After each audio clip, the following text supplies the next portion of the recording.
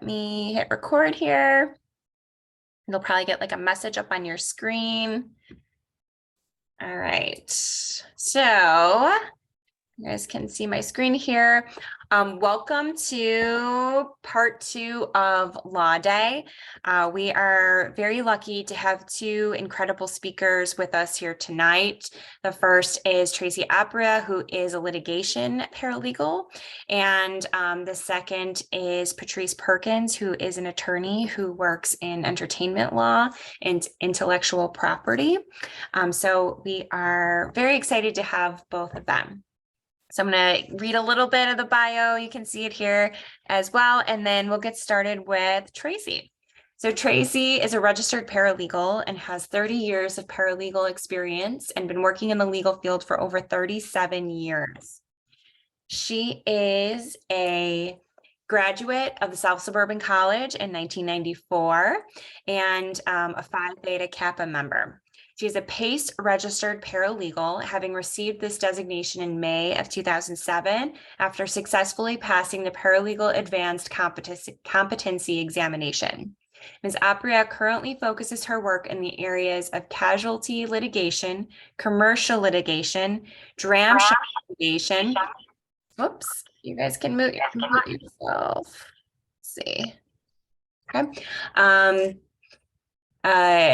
Dram shop litigation and professional liability litigation, medical malpractice. She has been a speaker for the MBI Inc. on several occasions with both live presentations and webcasts. Ms. Apria's presentation topics for MBI Inc. included medical records, evaluations for paralegals, the Paralegal's Guide to Getting the Medical Records You Need, and old school trial preparations for paralegals utilizing the non-technological approach. In January 2010, Ms. Apria became a member of the IPE, Institute for Paralegal Education Review Board. Ms. Apria is also a member of the National Federation of Paralegal Association, Indiana Paralegal Association, Indiana State Bar Association, Lake County Bar Association, and the Northeast Indiana Paralegal Association. She is also an advisory board member here at South Suburban College, and we are so lucky to have her. So thank you, Tracy. I'll turn it over to you. Thank you so much, Becky. I really appreciate it. And I'm really grateful for this opportunity to speak with you all. Now, during this presentation, if you have any questions, just chime in and I'll try and answer them the best I can. I apologize, I'm a little tired, so I didn't do a PowerPoint presentation. I just came off of a 2-week jury trial in Indianapolis. It was a medical malpractice case.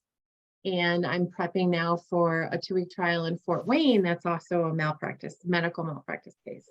So you're not going to get a PowerPoint presentation from me, but I'm going to give you lots of information, and I have examples that you can email me and I'd be happy to share them with you. But my topic tonight is about the trial notebook. I can tell you the trial notebook is a very critical, crucial part for your attorneys for a trial.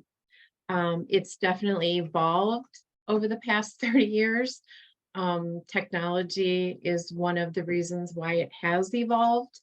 I was kind of laughing internally when I did hearing about the seminar I did on the old school technology. That just doesn't exist anymore. Most courtrooms in Indiana now have all this high-tech equipment. All the jurors have screens, counsel has screens, there's huge TVs mounted on the walls. Everything is shown through your laptop or on an Elmo. So things have definitely changed over the last 30 years. But to reel in, I am talking about a trial notebook. I don't know if anyone knows what a trial notebook is, so I will back up to that. Years ago, it was a binder that contained all the important documents from the beginning of the case until right before you walk in the morning of trial, because you never know what your attorney is going to need during the trial. So a trial notebook contains those important documents that they can get their hands on in, a couple seconds, depending on the situation. briefly, I can tell you the categories going from when the case is initiated up to the current time. It starts with the complaint.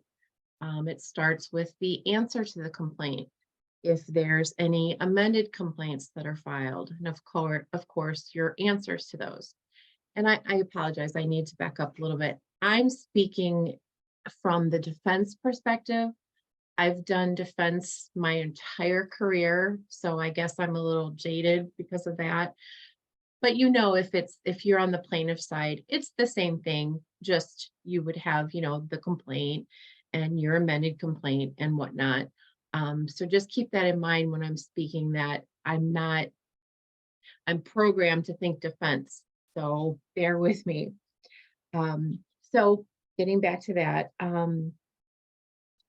so you do start with those simple documents that the case gets going. Then you're going to think about, okay, discovery. And also, how many parties are in the case? Are there more defendants than just your client? If there are, you're going to want their answers to the complaint as well. Then we're going to move to the discovery phase. You're going to want all of plaintiff's answers to interrogatories, response to requests for production.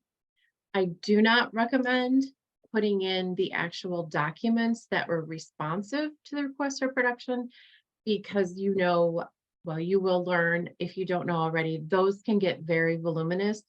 And depending on what type of law you're doing, if it's medical malpractice like we do, medical records can be tens of thousands of pages. So stick with the main document, but you're going to want to have those documents maybe in a box that's yours, labeled next to you, just in case there's something in there that they need. Any supplemental responses? We, as medical malpractice in Indiana, before a plaintiff can file a complaint in the state court, they have to file a complaint with the Indiana Department of Insurance. That's the first step in filing a suit against either a doctor or a healthcare provider. So in there, you're going to have your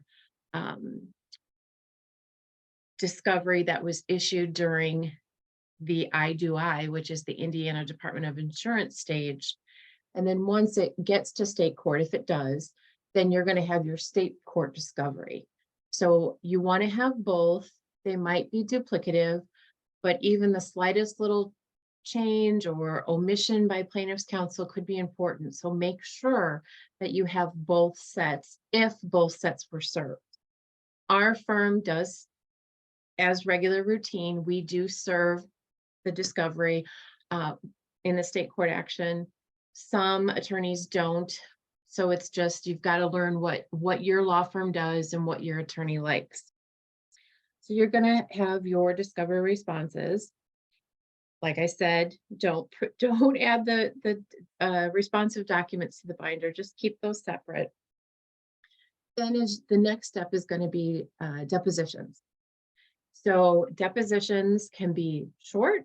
They could be 600, 700, 800 pages long. So you're not going to put the depositions in your trial notebook. You'll put the dep summaries. So whether you create a deposition summary or your attorney does, that document you're going to want to put in your trial notebook. Of course, you will have the actual deposition transcript with you at trial for impeachment purposes, possibly, but that's not specifically, that document's not included in the trial notebook. That would be something that you would have in a box, properly labeled, that you can gain access to easily. So you'll go through, make sure all of the depositions that were taken, make sure summaries were done for everybody, include those summaries in the trial notebook. Then typically the next stage is experts. Plaintiff gets experts, defense gets experts. If there's co-defendants hire experts. So you will get an expert disclosure from both parties. Plaintiff typically files theirs first.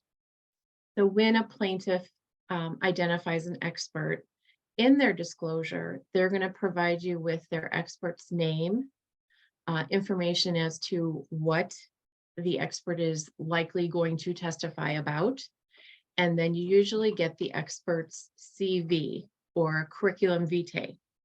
So in your trial notebook, you are going to want to have expert disclosures, both plaintiffs and defendants, and if there's co-defendants as well, and the CVs of each doctor.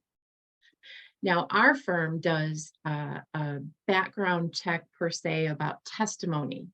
It's with LexisNexis, and it's called IDEX Report on Demand, Expert Research on Demand. And what that does is you get to pick what you want them to dig into. And we are focused on their testimonial history, because you want to know what what plaintiffs experts, where else have they testified? Are there transcripts you can get from other attorneys throughout the United States where the same expert testified in a different case? So you'll do this IDEX search, or we do, I should say, and that report is also put in the trial notebook behind the expert's CV. So we have that on hand. So you'll do that for all experts. And also sometimes when you have a co-defendant, you might share the same expert, which is great, because then you're not adding more and more and more, and that's less room in your trial notebook. Because I'm sure you're imagining already that this notebook is already like a 7-inch binder. Back in the day, we did have big, huge 4 or 5-inch binders and had like 3, 4, 5 of them. But I'll tell you about that in a little bit. So after you have the deposition summaries, typically put them in alphabetically. Then we're going to move on to where you're getting ready for trial.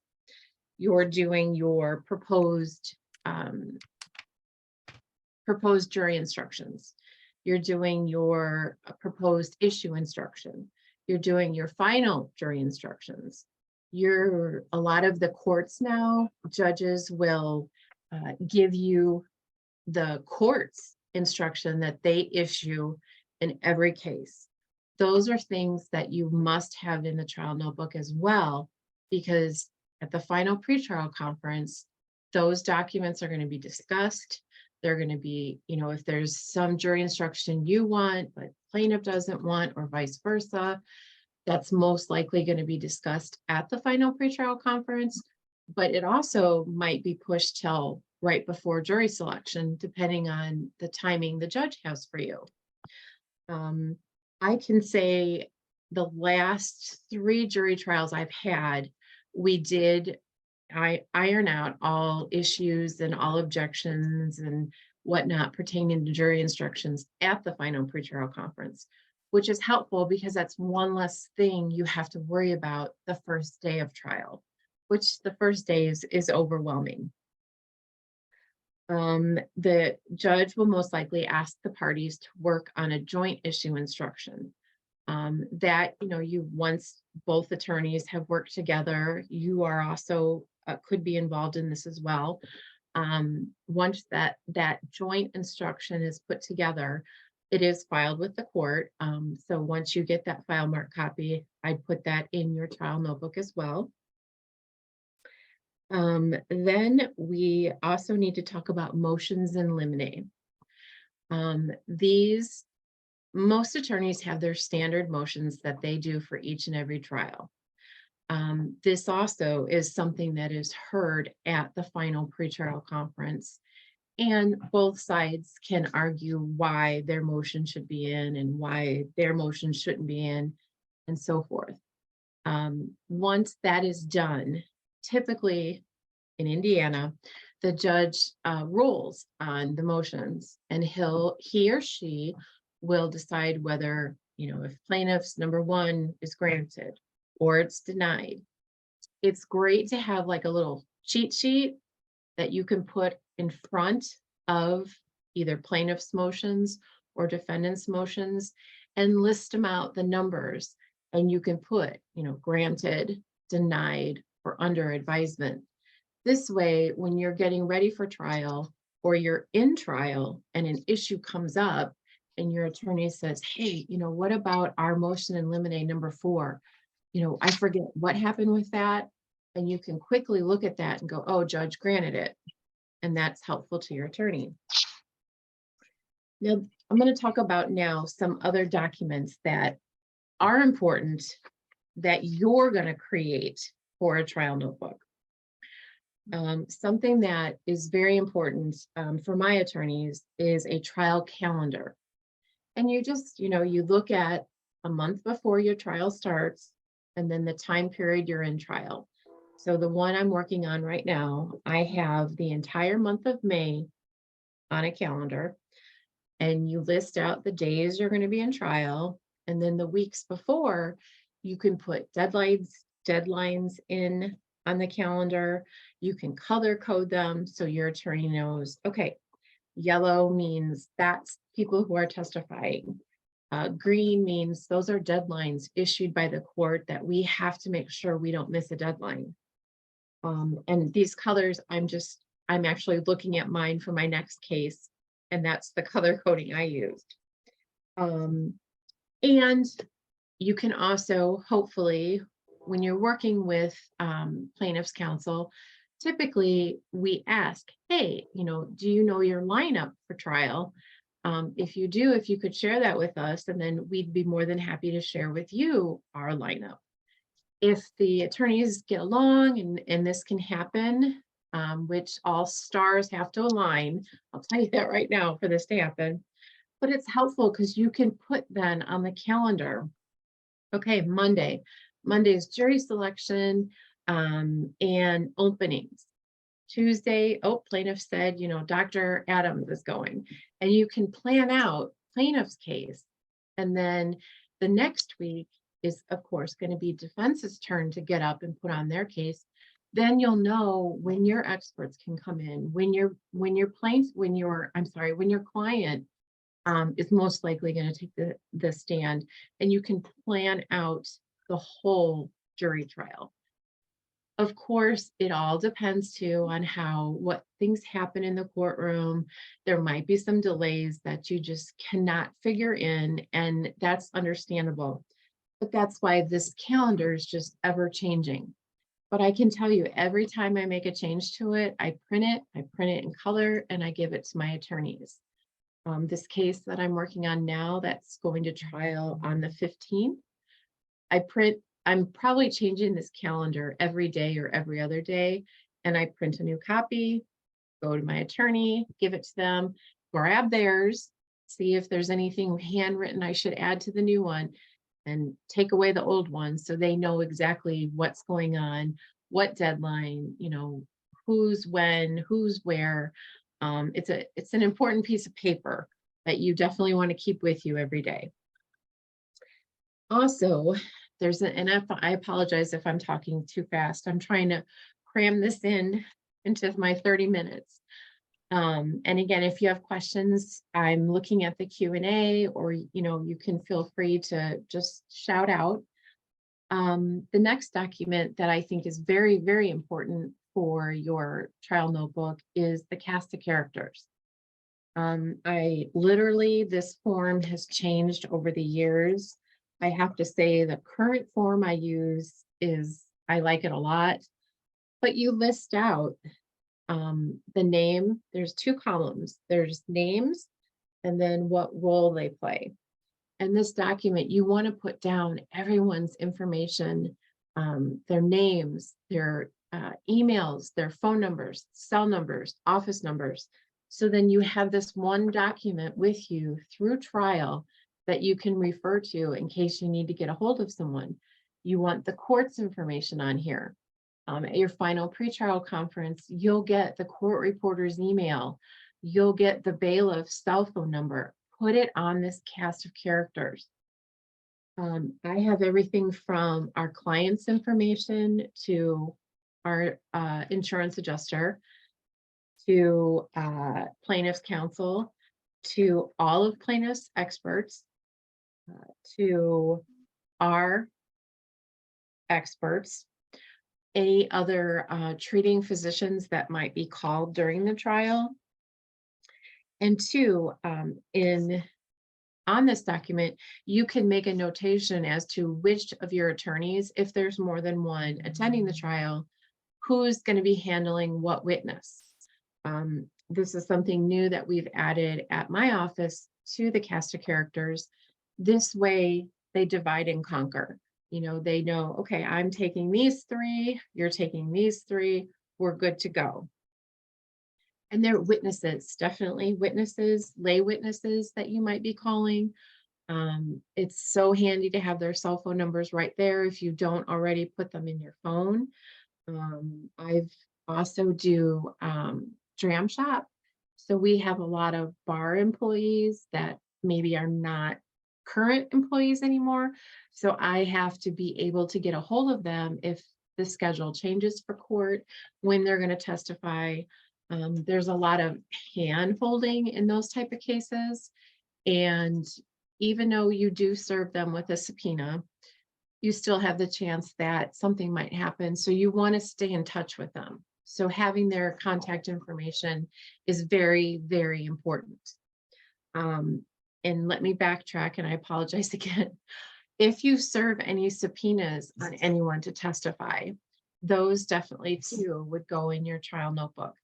And I would always make a copy of the check that was sent with the subpoena, because you want to have to show that you have something that supported that subpoena financially, for compensation, in case they don't show and your attorney, wants to make a record that they were served.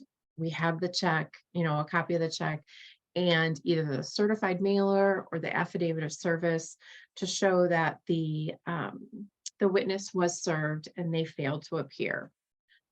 So that's another thing you want to add to your trial notebook, just in case. There's a lot of just in case with a trial notebook. I can tell you, I had one trial that instead of a notebook, because there were so many documents, I did a table of contents, which I'd be happy to share with anyone who would like an example. Basically, I just do, tab A, if the document's dated, if it's filed, and then a description of it. And I had tab A through, I believe it was tab PPP in I want to say 6 boxes. And each tab, say tab A, I put several copies of the document that was identified as tab A in the trial notebook in like a folder. And then I had folders for A, B, C, D, E, all the way to PPP. If I would have put that in a binder, it would have been horrific to try and find what we were looking for. So that's kind of when we turned, or I should say I turned to using this system where you just make file folders. And I have the same file folders I use over and over that have labels that say A, B, C, D, E. And I put the document that is appropriate in each folder, put them in red wells, put them in a nice box. Sometimes, luckily this past trial, it was only one box. And I think I had A through BB, but the documents weren't huge. So I was able to get them in, like a box and a half, I think it was, or 2 boxes. But it's so much easier because then you can have the table of contents with you. And if you're listening to the testimony and you're like, oh, I bet my attorney needs this, you can look and figure out what file folder it's in, grab it, have it ready to go. Or if they turn around and they're asking you, hey, I need to see plaintiff's interrogatory answers. Plaintiff just testified, she never had back complaints, but we know she did. So you can look at your table of contents and quickly refer to which file folder it's in, grab it and give it to them. Because what you want to do as a paralegal at trial is just be as helpful and organized as you can to let the attorneys focus on what they're doing and not worry about where's this, where's that, I need this, I need that. You need to anticipate their next step. And that does take time. I'll admit that. I've been with O'Neill, McFadden, and Willett for 12 years now. Over these 12 years, I've had many cases with one attorney. The managing partner, I just had my first trial with him after all these years. So I'm learning what he prefers, and that it's just a learning curve. You don't know what your attorney is going to need if this is your first trial with him or her. If this is your 7th trial, you can anticipate what their next step is. And knowing that, you're ready to go. You know what he or she's going to want, hand it to them, good to go. Being organized is very important. I can admit this last trial I had, what I do is each witness has like a banker's box, not the big ones, just the normal size. And I have everything in there, their debt transcript, a copy for the attorney, a copy for the witness, in case we're going to impeach them, and then an extra copy just in case. Any other documents that need to go with that witness. And I let those boxes get out of my eyesight, and we had some depositions magically disappear. So now I've learned that in this next trial, I'm going to have just an extra copy of these debt transcripts by me in a box that's got my name on them, and no one gets to go in that box but me. Because you just, the attorneys get going and, they're looking and they're grabbing papers, and, it's their thought process is different than, well, everyone's thought process is different, but, they're thinking about a million different things. So we need to be there just to help make things easier on the paper, what they're going to need. Now, I wanted to point out the difference in courtrooms. I know I'm talking about Indiana, and a lot of you are in Illinois. I don't know if Illinois has all the courtrooms are the same. Indiana is slowly getting to having all the technology.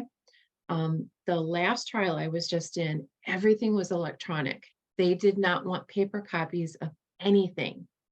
So all of these documents that I talked about tonight that are in a trial notebook, I also had scanned in and bought an external hard drive and saved everything on an external hard drive. This way, when something was needed, say the deposition, if they used it for impeachment purposes, the court needed a copy of that transcript, but they don't want a paper copy. So you had to have the ability to electronically just send the court reporter an email and attach the specific deposition and send it, and you're good to go. Now, this trial I'm having on the 15th, they're not that technological advanced. They do have some technology in the courtroom, but nothing like I just experienced in Indianapolis, Indiana.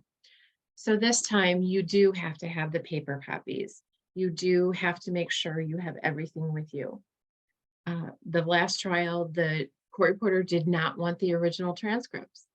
And I was just blown away, because I've always been taught when the original transcripts come in, don't open them, put them in, somewhere labeled where where they're at trial. You take them, and then, first day of your case. So if it's defendant's presentation, it's not till a couple days in, or even the next week, your attorney will present them to the court and admit them.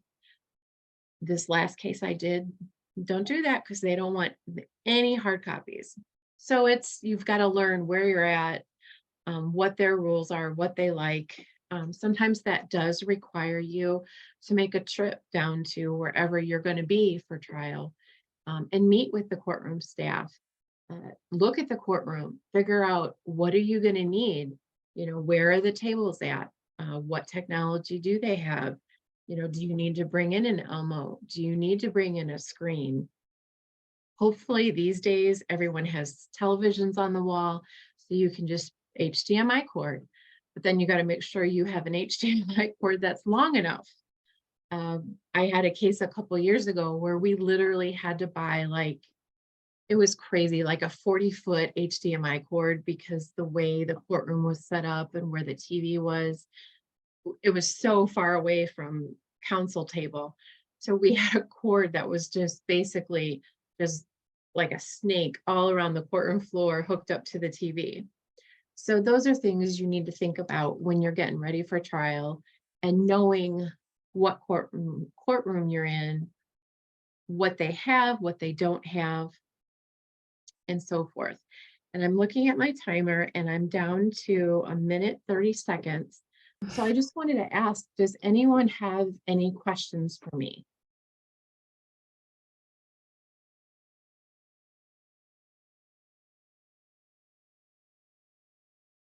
Okay. If anyone would like me to share my examples, I'd be more than happy to. Like I said, we talked about the trial notebook table of contents. That's important. It lays out, everything from beginning of case till right before trial. You've got your trial calendar that shows you every day what's happening, who's going to be called when things are due, deadlines the court mandated, and your cast of characters. That's really important too. This way, you know how to get a hold of everyone. You've got one document that has everyone's phone numbers. It's good to go. Yeah, Tracy, Okay. that would be wonderful if you wouldn't mind sending it to me and I can send it to the group. I'm sure Yeah. everybody would find that really helpful. Yeah, absolutely. I just have to redact to get rid of, client names, Of but course. absolutely, I will do that Yeah. and send it to you. I have one question. Sure. Since you're not using binders, what program are you using to create the trial notebook? That's a very good question. We do not have any type of trial program. This is old-fashioned, you going through the file or we're trying to go more paperless at the office, and a lot of stuff is scanned to the system, printing it from that, and you actually are creating this yourself. Okay. Okay. Thank you. Oh, you're welcome. I have a question. Yes.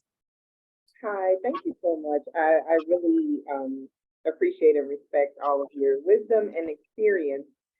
Thank you. Have you always been in litigation for your, I believe it says here, 37 years? Oh my God. Has it always been, the oh my God is out of respect of all the experience, of course. But has it always been litigation, and has it always been in the area of litigation? It says here, medical malpractice, and then casualty and commercial. Were you ever in any other area of litigation, or worked in any other area? It's always been in defense litigation, insurance defense litigation, whether it's, the medical malpractice, or it's a dram shop case, or it's a general liability, a slip and fall at a gas station, and the insurance company hires us to defend them. I've been doing this the whole time. Wow, thank you. You're welcome. Thank you. All right. Well, thank you so much, Tracy. We really appreciate it. There's a lot of comments in here saying that they would love to see your examples. So thank you Definitely. for offering that. We appreciate it.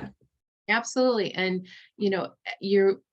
Becky, you more than, it's okay if you share my email and my cell phone number. If anyone ever has questions, or, anything dealing with, the paralegal program, or, getting a job, or if they're in it, they have a job and they have questions concerning what to do, I would love to talk with you and help you out. Thank you, Tracy. That's so generous of your time, even though you're all busy on trial and everything. So thank you so much. We really You're welcome. appreciate it. All right. Thank you. Appreciate it. All right. Well, our next speaker is attorney Patrice Perkins. She is a business and intellectual property attorney with a focus on arts and culture, new media, and entertainment. In 2010, Patrice founded Creative Genius Law, a strategic legal partner that helps traditionally disempowered creatives use their intellectual property to build impact, generational wealth, and legacy. I love that. Her clients are award-winning artists, content creators, influencers, and other multidisciplinary creatives who create impactful work. CGL believes that the law should be used to create new opportunities, and it should not be used to restrict creativity. Patrice is one of the few attorneys across the globe recognized by the American Bar Association as a legal rebel, a leading innovator in the legal industry. The best bio. I love it. Thank you so much for being here, Patrice. Absolutely. I'm thrilled to be here. So my session is mostly Q&A.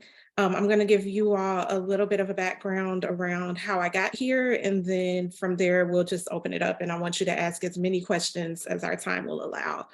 So I'm not sure if anyone has ever seen a meme that has been very popular, probably for the past 6 or 7 years, and it basically shows a straight line, and it says, this is what we think our life is supposed to look like. And then it shows like a line with a lot of loops and wiggles, and it's going every which way. And it said, this is what life is actually like. And it also, I've seen the same version of it for entrepreneurship. And so that is the perfect visual of my career. I actually did not start off on this path. I was bound to be an architect from the age of 5. And my dad was actually a JD, and for whatever reason, I wanted this completely opposite career path as him, and so I was dead set against the legal industry.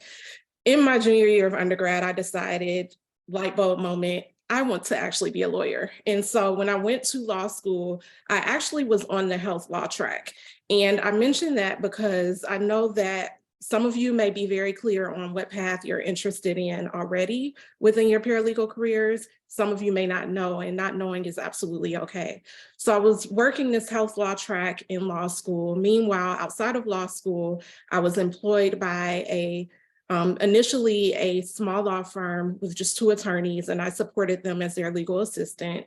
Working for a small law firm, in my opinion, was the best experience ever, because you really got a good handle on all aspects of not just the law, but the business of law, which for me made me kind of invaluable to those attorneys that I worked for. And then from there, I moved on to working for a legal aid organization that served people with disabilities and the elder population. During the time that I got that role, continuing legal education had just been mandated in Illinois. And so the young law student had the opportunity to actually develop the continuing legal education program for that nonprofit from the ground up, which was an amazing experience because it allowed me to develop my project management skills. It allowed me to really get a feel for what attorneys were looking for in terms of education. And it also allowed me to enhance my own education outside of law school, which I think was probably the best decision that I made, getting that real life experience outside of law school. From there, I went to work for a quasi-government office. I worked for an office that was appointed by the federal government, federal court to be exact, to oversee illegal patronage hiring in Illinois. And I stayed in that role. And to give you a little bit of context about our office, I want to see a show of hands. Anybody born and raised in Cook County? Okay, so if you are born and raised in Cook County, you know that Illinois is, especially Cook County in particular, has always had a deep history of patronage. And that is essentially when people are hired for roles, not because of merit, but because of their political affiliations. And so my office came as a result of the Shackman case, which is a big case in employment discrimination here in Illinois, and we were appointed to oversee hiring in Cook County for a period of time to make sure that it was transparent and that it was based on merit and not based on patronage. And so I worked in that role while I was in law school, and then upon graduating from law school, I basically was promoted to a staff attorney in that office.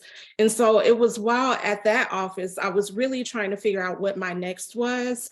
For me, again, I was on this health law track in law school. In the health law, interest really came from a civil rights lens. I was interested in issues around education, issues around housing, issues around health, but the common theme was really civil rights and this real desire to want to be a voice for people who I felt were disempowered in various ways. And so it was while I was working that role, for short, people called it the Shackman office. It was while I was a staff attorney at the Shackman office that on the personal side, I really was just hanging around a lot of creatives. I've always grew up in the arts. It's my first love. And what I realized was that a lot of people did not have attorneys. And so that actually led me to develop my interest in arts law, which is an intersection of contract law, entertainment law, and a couple of other areas as well. And so I'm on this very clear career path. We've got the focus in the Shackman office. My boss at the time was telling me, when our office shuts down, you can have any job you want, because there was no one that could say that they had my exact experience. And so she was right. I could really have whatever job I wanted after that opportunity. And what I decided I wanted to do was to start my own law practice, specifically serving creatives. This was also around the time that we had the economic downturn in 2008. And so I was seeing peers struggle to find employment. I was seeing other people just losing their jobs. We had the housing crisis and all of that. And the thing that became top of mind for me was, if I am in a position to help empower Chicago creatives specifically to learn more about intellectual property, then maybe they're in a better position to survive moments like this, right? Because the money that you can generate from your intellectual property can last beyond your own lifetime. And so that really became my why. And so I started the law practice. My very first step was to figure out what the heck I was doing because I didn't know, right? So I invested heavily in building mentor relationships. I invested heavily in my research databases and really getting an understanding for the areas of law that would impact creatives. Now, this is also an exciting time where we have had so much beginning to happen in the digital landscape. And so for me, because I was entering a field that would touch these kind of novel areas of the law, so things around protecting your brand online and what does it mean to own digital assets, I really had a great opportunity to put myself on a level playing field with attorneys who had been in practice for years, because we were all in a position of having to learn newer and developing areas of law. And so I invested heavily in the research. That was probably the best thing that I did for my practice. And so from there, I did a lot of speaking, which helped get some of the clientele that I have. And fast forward to today, which this month will make 13 years of Creative Genius Law, we can now say we have clients who are New York Times bestsellers, who have spoken on some of the biggest stages, who are some of the most highly sought after talent. And that's something that I'm really proud of, not just because of who they are, but really because we grew up together along the way. And so what I'm going to leave you with from my background that I've shared is that I didn't know the path starting out. You know, I really leaned into what was a personal pull for me. I leaned into, as I mentioned, some of the economic influences that were happening at the time and where I saw gaps in the industry. And from that, I was able to really build something unique and beautiful from the ground up. If you're from Chicago, you may or may not know, Chicago doesn't have a huge entertainment law space. Typically, when you hear people talk about entertainment law, they are talking about California, they're talking about New York, and they're talking about Nashville. But there's not a lot of entertainment law attorneys in Chicago. And so, again, that created a beautiful opportunity to really fill the gap and be a new supportive service for creatives here who did not have a desire to leave their hometown, who wanted to build and create here in Chicago. Some of the substantive areas that my firm practices in. To clarify first, we are a transactional law firm, so all of my experience is transactional, but we do trial work with the Trademark Trial and Appeal Board. And so some of the substantive areas that we practice in are corporate law. So we have clients whose companies have been acquired or they're bringing in investors, and we manage those entire transactions. We advise clients on the best business structure for the type of work that they're doing.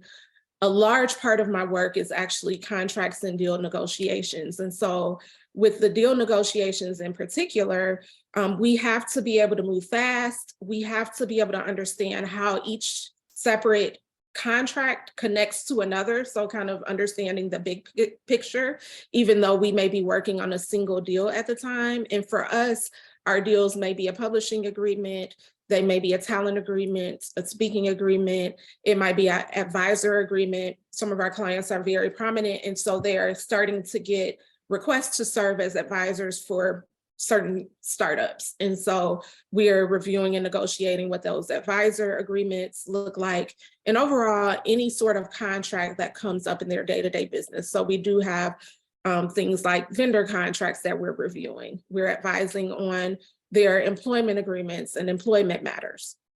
Employment law is another area that we touch pretty frequently, and then also trademark and copyright law. Now, I mentioned a few moments ago that we do trial work, and this is another area where I found that there was a gap. The trial work that we do is with the Trademark Trial and Appeal Board. And with the Trademark Trial and Appeal Board, there are a few different areas to represent clients. It would be, number one, if a client is opposing someone else's trademark, federal trademark, or someone else is opposing theirs. There's cancellation proceedings where we may be seeking to get someone's trademark canceled. And then there's also advising other professionals. So for instance, I work closely with estate planning attorneys who know everything about estate planning, but they don't know about how to protect the intellectual property within the estate plan in the way that's a best fit for a client. So our other area of work is advising other counsel on how to provide more comprehensive services, or I'm sorry, let me back up, how to make sure the work that they're doing fully considers our clients' intellectual property and digital assets that they have created over time. And so I want to give one example before I open up for Q&A of how this is all kind of work together for the benefit of our clients. So I mentioned one of the most important skill sets has been the research, staying on top of the developing areas of law, because in the field that I'm in, there are so many things that are changing each day. So all of us have probably heard about AI at this point, right? And how AI is possibly a threat for our careers, depending on what type of work you do. Well, for creatives and for talent, AI comes into play because it may involve the use of their voice without permission or the use of their image without permission. A few weeks ago, the Copyright Office just issued a new rule to address how does AI and copyright law intersect? What does it mean if you've created an image of somebody, but it was generated through an AI tool? Are you actually the copyright owner? And so that's an example of an area that I have to be on top of, because if I'm not, who is? And there's no book right now that's available to really go and get that answer because it's developing. And so being on top of those novel areas of law and the research, but also being able to understand our client's big picture within the transaction. The example that I want to give you is actually a client who is a 3 times New York Times bestseller. She actually has her 4th book released today, which is a children's book, her first time writing a children's book. And we've been working together for 10 years at this point. One of the things that has come up throughout the years is character rights. And so what a character right is, it's who owns the rights to characters that are being developed. And so naturally, in each transaction that she's had, whether it's with a publishing company or other deals, that other party always wants to own the character rights. This all hit ahead for us a few years ago when a major network wanted to work with her on an animated series. And as a part of working with her on the animated series, that meant that that major network, and I won't give you the network, but I'll say it was one of the big boys. So it was either ABC, NBC, CBS, or Fox, right?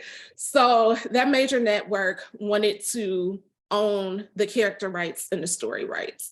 And what that would mean in real life for her was that if she created any sort of character, whether it was based on her own personal life or not, that she could not then, after that particular series, animated series hit the air, she could not then go do her own thing with her characters because the studio or the network would own those rights. She also could not take the story that would be told as a part of the animated series and use it for her own purpose, use it to create a new series or anything else. And so I was a very strong voice and advocate for her to basically tell her, this is not the deal for you because we need you to own your character rights. We know that there's a lot of money made from characters. If we look at the Disney characters or the Marvel characters, and I'll specifically mention she's a woman. And so being able to own her characters is a powerful thing. And so we walked away from the potential television deal. Thankfully, I have a good client who trusted my counsel on that particular deal, and fast tracking to today, the release of her, which is the day of the release of her children's book, which features the characters that she would have sold to the studio. One of the things that we were then able to negotiate with her publisher was she will develop her characters independent of the publishing house, and she's with a big major publisher. She would develop her characters independent of the publishing house, and then we will license back, which means we'll give the publishing house permission to use those characters in her book.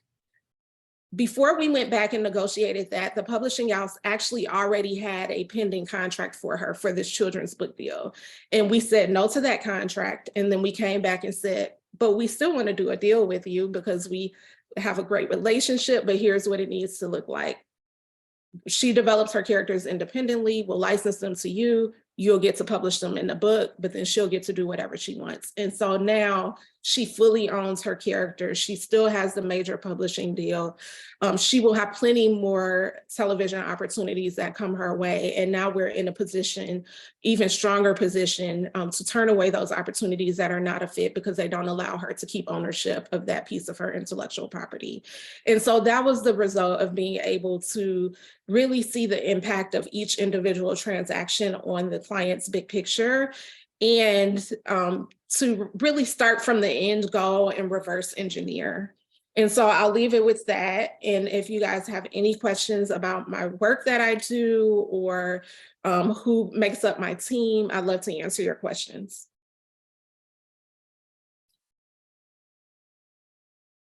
How many attorneys do you have in your firm? So I have one associate attorney who's full-time, and then I have one contract attorney who works with us on a project basis. Do you have paralegals at your firm as well? So we have 2 case management assistants, and I'll say if you talk to small firms, the team makeup is going to be different depending on the firm. So for me, I have the case management assistants. I don't have any paralegals, but those assistants both came with paralegal experience. The reason why we have a different title is because of our volume of work and kind of how quickly some of these transactions move. We really needed to prioritize someone who could help make sure we were meeting our deadlines, things weren't falling through the cracks, and the cases were moving along as they needed. The paralegal experience for me was secondary to that. So are you looking for someone who will be in your team who may have taken like entertainment law? Yes. So everyone on the team had intellectual property experience, not necessarily entertainment experience. I didn't find that to be necessary because for me, that piece of it can be taught. And entertainment law is really just an intersection of intellectual property and contracts. So as long as you had deep or some intellectual property experience, then it made sense for our team. Patrice, there's a question in the chat from Isai. Did you have to obtain any special license or certification to practice intellectual property? I did not as the attorney, and what I'll say, I made up for the fact that I didn't have any special requirement by my own self-guided research plan. And so I studied intellectual property on my own. I did connect very early on with an entertainment law attorney in Chicago who really took me under his wing, and I was able to learn from him by doing. So that was how I developed my skill set. For my team, everyone except for, we have a client care manager.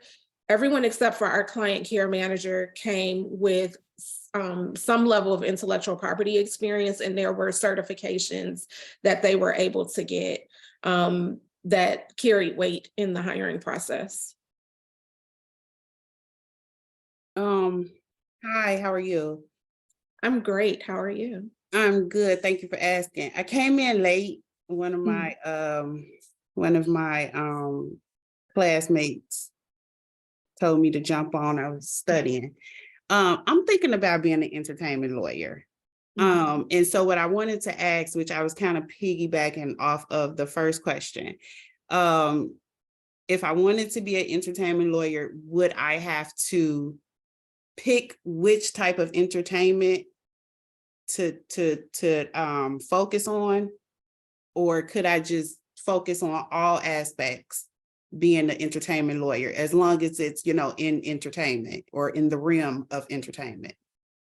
So I would actually start broader. For me, I never picked a discipline, because the thing that really drew me to clients was their how committed they were to creating impact in their field and how innovative they were in their approach.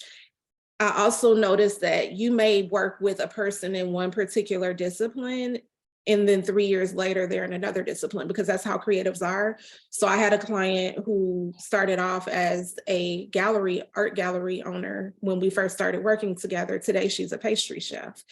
And so for me, it was the mindset. And so we work with creatives from all disciplines.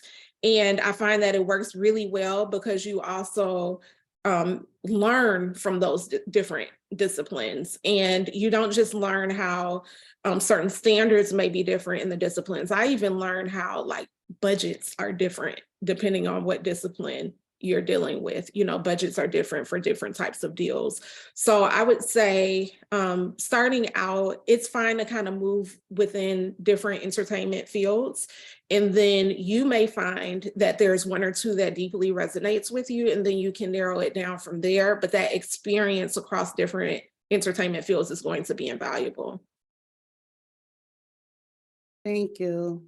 You're welcome. The most important thing for you to do, especially being in Illinois, honestly, is to develop relationships within the field. People always ask me, how did you get these top-notch clients? They weren't where they are today when we first started working together. For the most part, they found me because I was doing a lot of speaking at the time, which helped my learning, to be honest, but it helped them learn who I was and how I could support them in their career.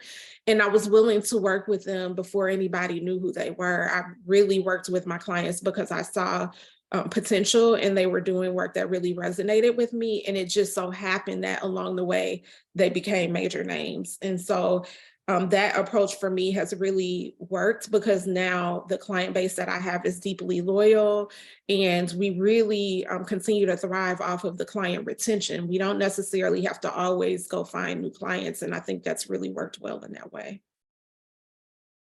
One more quick question.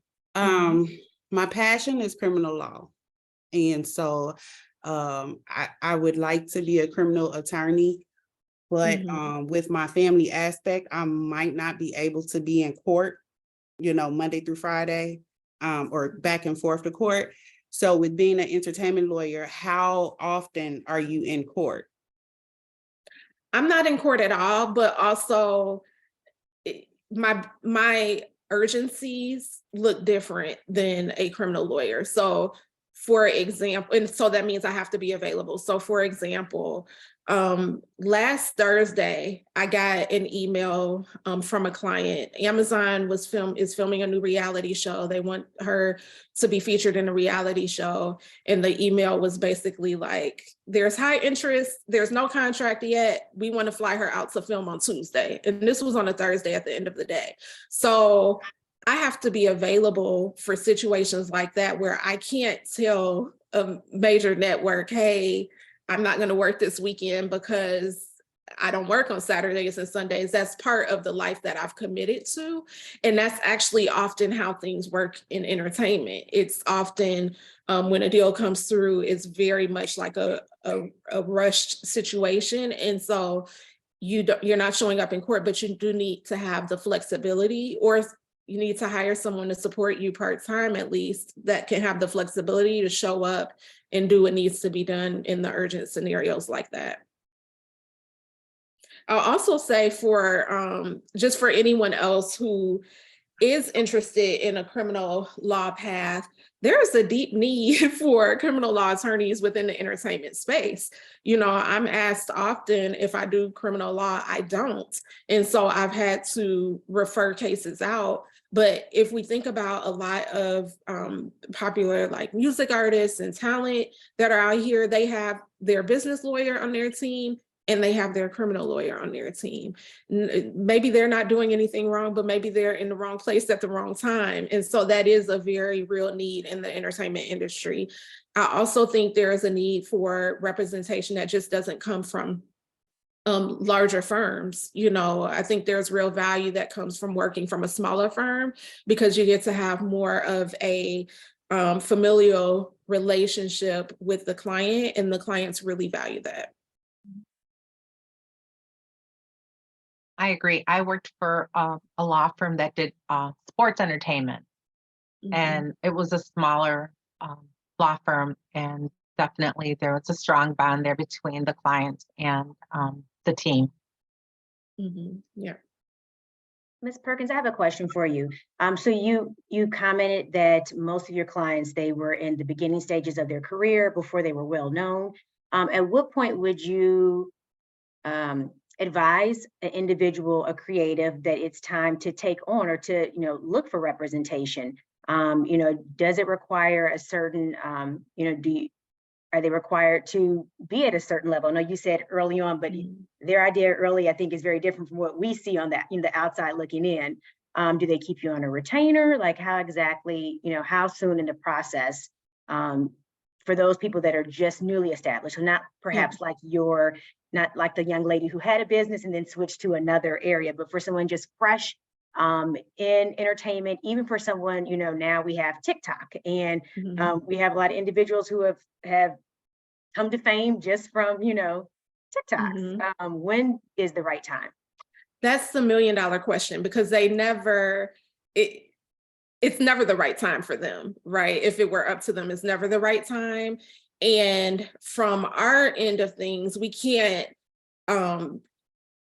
force someone to hire us if they're not ready, right? And so that early stage for me was very tough for that reason, because the client has to see the value in what you offer. They also have to be able to afford services. And so what I focused on, and I still do, is legal education. So I would do pop-up legal clinics where I would partner with different art galleries in the Chicago area. And we would do a pop-up legal clinic, and people could come in and get free legal advice. I would show up in their spaces and provide education so that I would become a familiar face. I could begin to educate them on the value, even at that stage. And then when they determine the time is right, because again, we can't control that, then they circle back to me for representation. So it was very hard.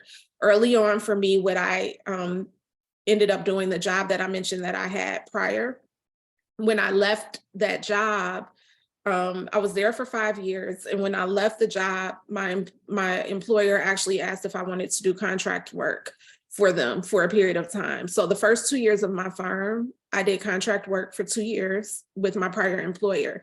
And that is what allowed me to help sustain while the clients were really kind of slow coming in. And then after that 2 years, it was pretty much, I was pretty much able to make a full-time income from it, but it was very slow. So if I can distill that down into a few bullet points for you, knowing who you are is key. And so providing value to them in a way that doesn't require them to pay. So showing up and speaking at local events, providing them with education in some way, having a way for them to remain in contact with you. So if there is some sort of like newsletter or something that they can sign up for, that's very valuable. And honestly, being willing to be flexible around what counsel looks like at that point. So I wasn't taking clients for free then, but I would answer a quick question or two for free. And so then they remembered that. They remembered how I helped them early on. I hope that helps. It did a lot. I think I took from what I really took from it was the educational component. You almost like Yeah. supply and demand. You created the demand for them by showing them you have something that's valuable. Let me help you protect it. Because it seems like sometimes they may not realize the value of it, but you can see it, from a different perspective. Yes, and your TikTok example was perfect because that really applies across the board, has applied across the board to my clientele. No one expected the big opportunity to come as soon as it did, right? And I tell people that, I say, you're gonna blow up and it's gonna be way earlier than you've expected. And so you wanna be able to have these pieces in the way, and at the very least, you wanna, even if you haven't retained an attorney, you want to have vetted your legal team and know who you wanna work with. So when that big opportunity does come, you're in a position to really quickly bring someone on, and that has helped as well. But I'll be honest and say, sometimes people need that one small burn. They need that one collaboration that has gone bad, or one time that they weren't able to collect payment, for them to then really understand the value of bringing in the legal team. And that has been true across the board as well. Well, Patrice, I just want to thank you so much for being here tonight. This was, to, put a pun on it, so entertaining. We learned so much tonight, and you taking the time to do this, we truly appreciate it. We have a certificate of appreciation that we are sending your way, and are just so grateful for your time. So thank you so much. You're for welcome, being my here and pleasure. helping us. All right, so for my PLA 101 students, we have your conferences for your memo, for your legal memorandum tonight, for the rest of class tonight. So you have signed up for your time on Sign Up Genius, and the first one begins at 8:20. So we've got a 10-minute break. I think Murda is the first one. So I will see you all on the other Zoom, and the rest of my students and former students. Thank you so much for being here. Thank you. Good night, everyone. Thank you, Patrice. Yeah, see you tomorrow. Thank you, Patrice. Thank Thank you. Professor, Yes. it's being recorded, right? Yes, it was recorded. So we will. Where can I watch it? Well, as soon as I